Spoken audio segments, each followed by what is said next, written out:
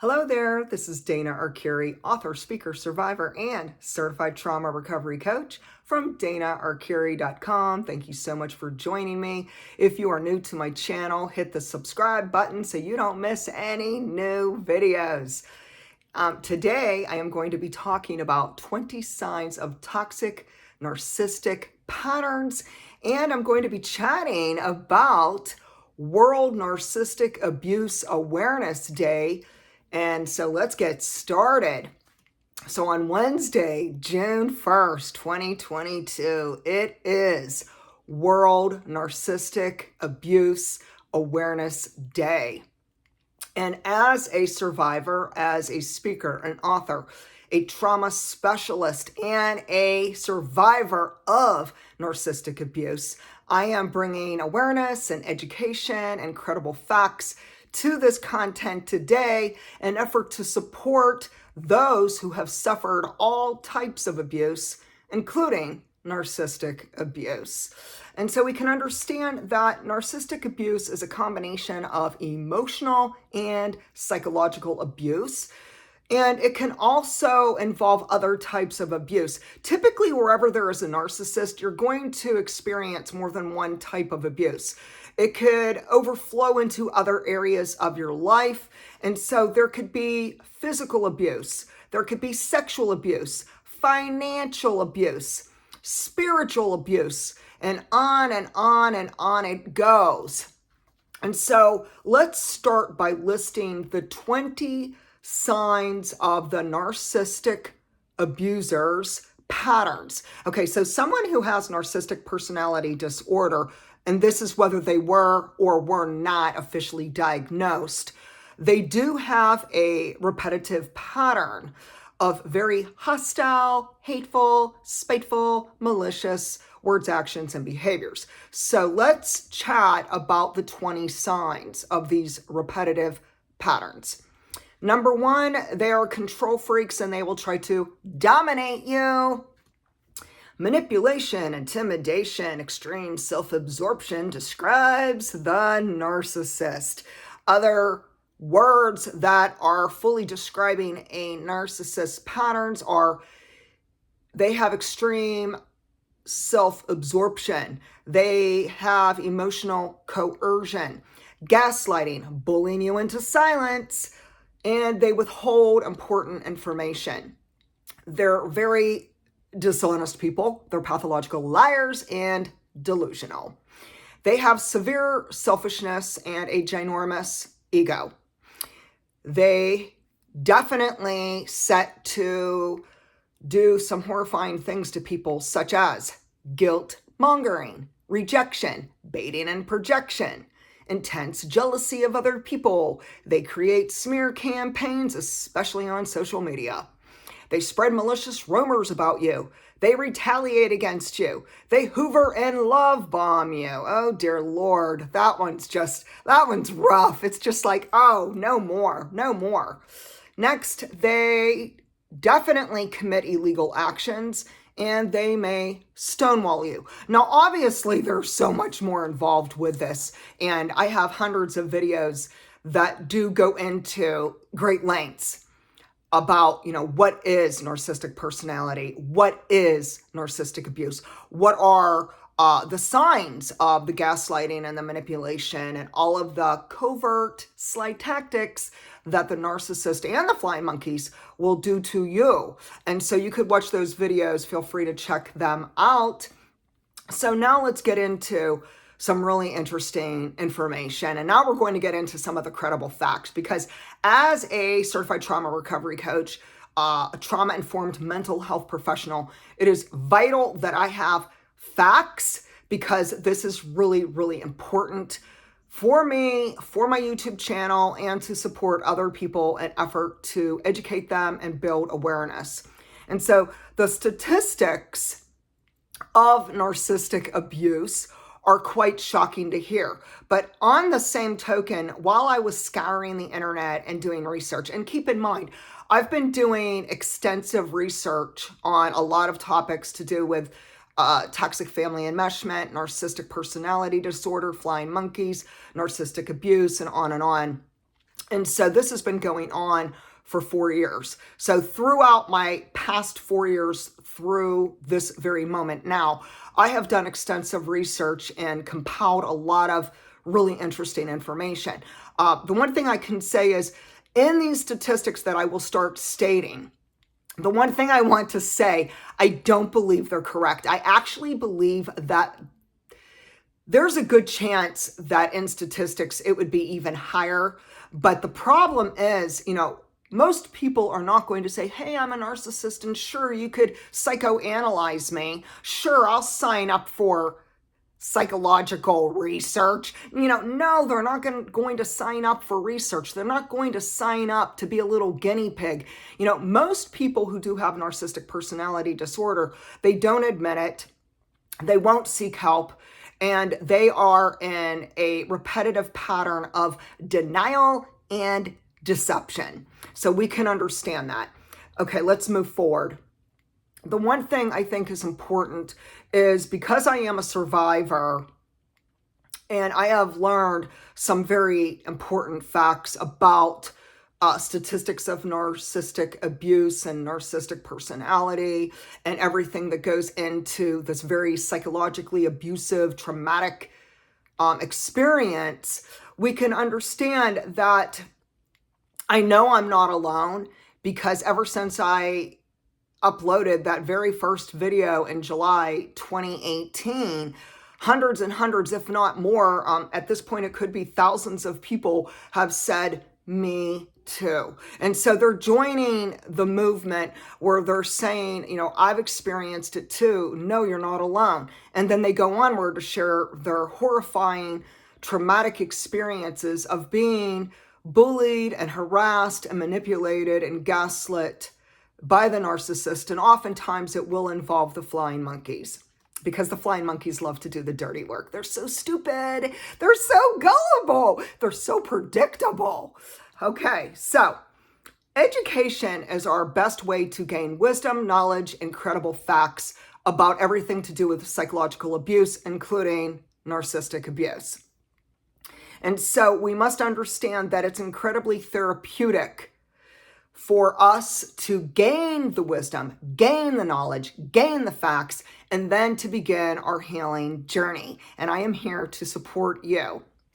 So we have to understand, though, what I had endured, I'm talking 50 plus years of enduring the trauma and the drama and the malicious vindictiveness of my narcissistic mother and abusive siblings. It is no doubt mental and also physical and financial abuse that I have experienced with both my narcissistic mother as well as my siblings and my half-sisters. Let's not leave them out. Oh no, let's not leave them out because they're part of my history. And I have experienced the viciousness, the lies, the accusations, the stonewalling, and the smear campaigns. So I am no stranger to narcissistic abuse. So this is sacred space right here on YouTube. This is sacred space. I support you people for whatever you have been through, and I'm here to be part of your healing journey. And so when we look at the question, why did the victim stay? Okay, so there have been people that have responded to several of my YouTube videos. And they said, why did you stay so long in your relationships with your family of origin, especially my mother and my abusive sisters? And the one thing is, oftentimes we don't know what we don't know. We must give ourselves grace and some extra tender, loving care for all of the decades and the years that we were living in the darkness and we didn't know about narcissistic personality disorder. We were not educated about narcissistic abuse and flying monkeys and toxic jealous siblings. And so we don't know what we don't know. There is no judgment here. So anyone who points the finger at us and says, oh, well, why were you at one time like best friends with your mother and then now you're saying that you went no contact? because a whole hell of a lot can happen in a decade. And so when I wrote my very first book, I was not in a place of understanding, acknowledging, processing, or even addressing my trauma. And that includes narcissistic abuse. That includes sibling abuse. And so we don't know what we don't know. And there is no shame in that. And so for anyone who wants to point the finger, we must let go of those words when people say, well, why did the victim stay? Why didn't they break away? Because they were in the dark, because they did not understand the dynamics of these horrifying, psychologically abusive relationships. And oftentimes, most people don't even discover it until later in life. Now, obviously, each one of us trauma survivors are in a different stage of life. Some people are very fortunate. They're in their early 20s or 30s and they catch on fast. I am happy for them. Trust me, if you're catching on fast to what is narcissistic personality disorder, what is narcissistic abuse, and how to break free from these very, very unhealthy dynamics, I give you congratulations, because I wish I had known 20 or 30 years ago what I now know. I guarantee if I knew 20 or 30 years ago what I now know about abusive siblings, about narcissistic abuse, about the toxic family enmeshment, and about emotional trauma, I guarantee I would have walked away from my family of origin much, much sooner. Next is that the truth is we need to change our vocabulary. Instead of saying, why did the victim stay? We need to change our terminology and our words. We need to have more compassion, mercy, love, grace, and empathy and sensitivity for abuse survivors. So instead of saying, why did the victim stay? We need to say, why didn't the abuser stop? Because they are almost addicted to abuse. I do believe the narcissist is in such a bizarre, almost like a Twilight Zone type of reality. They don't see clearly. They don't take accountability for themselves. And therefore, they're not going to take responsibility or accountability for their abusive actions, words, and behaviors. So, we could fully agree that the narcissist is very mentally unstable. Next, we can understand that there are a lot of survivors of narcissistic abuse that may have fear involved with speaking out and disclosing the truth. We can also understand that people don't know about all the dynamics of, how do we move from a place of trauma, a place of being shamed, a place of being silenced, a place of being manipulated? How do we know how to heal that? And oftentimes it isn't until we start doing the hard grief work and trauma work that then we can gain more strength. And we can then tell our stories, at least to one safe person who is trustworthy. Next is that some people have similar experiences as myself, in which they did discover that it was either their parent, it was either their sibling, it was possibly a boyfriend, a girlfriend, an intimate partner, a husband, a wife, a boss, a friend, or someone else who they ended up discovering later in life that this person is a covert narcissist. It's not an easy thing. And so let's get into some statistics. So according to statistics, up to 5% of people suffer from narcissistic personality disorder. As I mentioned earlier, even though I read this statistic and it was in the year of 2022, I don't believe it's correct. I personally believe that there's probably far more people who have never been diagnosed with narcissistic personality disorder. We can understand that many people have narcissistic traits. However, Narcissistic personality disorder is more severe and needs to be diagnosed by a licensed mental health professional. And I do believe that the average narcissist is not going to be enthusiastic or excited about going into therapy, about being under almost like a microscope where they will have like a psychiatrist psychoanalyzing them or a therapist calling them out. And so a narcissist will refuse to do that because, again, their number one repeated pattern is to live in denial, dysfunction, and deception, including to deceive their own selves. Next is we can understand that around 75% of the people in statistics who are diagnosed with narcissistic personality disorder are men. 25% are women. I am just a messenger, so don't shoot the messenger. I'm just stating the statistics and what I have researched. Next is the results showed that men scored higher when it comes to the following traits. Lack of empathy. Men scored 83.1% higher than women who scored 72.3% for empathy. So simply stated, narcissistic people do not have empathy, no compassion.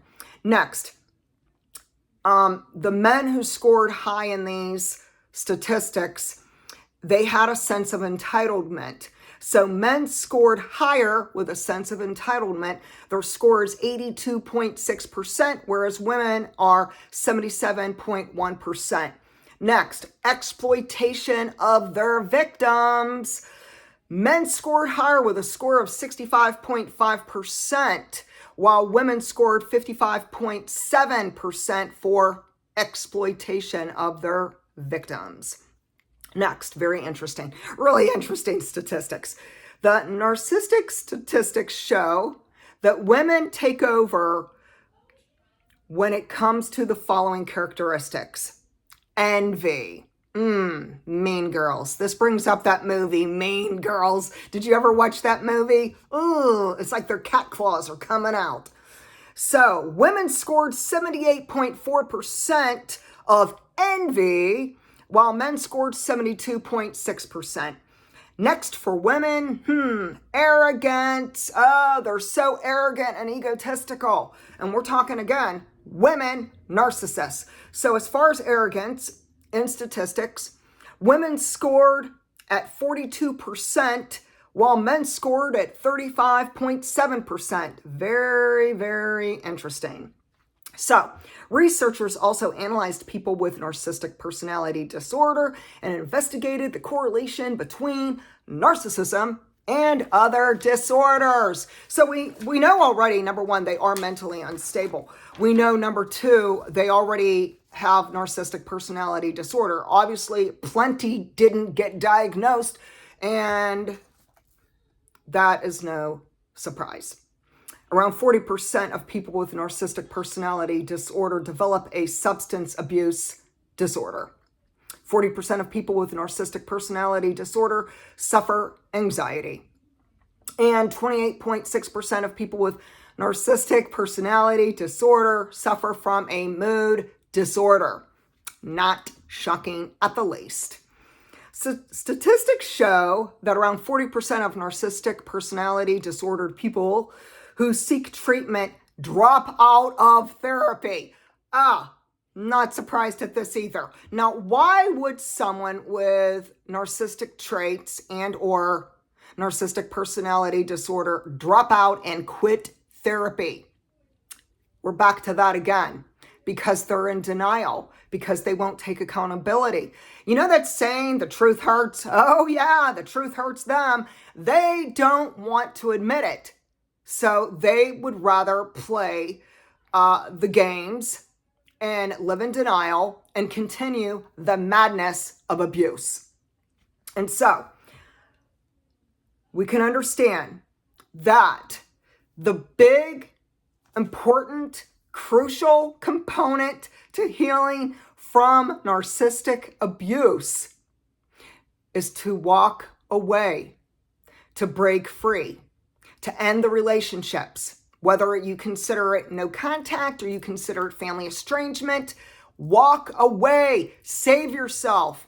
Rescue your own self, because that is the number one key to healing trauma from narcissistic abuse. You cannot heal if you stay in a toxic relationship and unhealthy dynamics. So today, have the courage to walk away with your head held high, you brave survivor. And I am rooting you on. Woo, woo. We're going to end with this lovely quote. And this is very, very true. So the quote is by actually an unknown author, and they state, "As you recover, you will feel more conscious of your surroundings. Freed from the fog of your pain, fear, and confusion, you will awaken and see the world revealed as never before." And so oftentimes I refer to this as when the fog lifts. So in the beginning stages of narcissistic abuse, you may be in the darkness. You may not know what it is. You may have missed some of the pieces of the puzzle. But eventually, when you do start researching, educating, and gaining wisdom and insight about the credible facts to do with narcissistic personality disorder and narcissistic abuse, you come to discover that you are not alone and that you have the power within you to break free. And so today, feel free to share with me, have you survived narcissistic abuse? Who was it? Was it your mother, your father, your relatives, your siblings? Was it a boyfriend, a girlfriend, a husband, a wife? Was it your boss? Was it a friend? Name the person, share your story. Let's keep the comments going down below. And for World Narcissistic Abuse Awareness Day, do what you need to do to take care of yourself. If you need emotional support, reach out to me. I am a certified trauma recovery coach, here to give you sacred space and validate you and help you along your healing journey. You could reach out to me at danaarcuri.com. Thank you and have a beautiful day.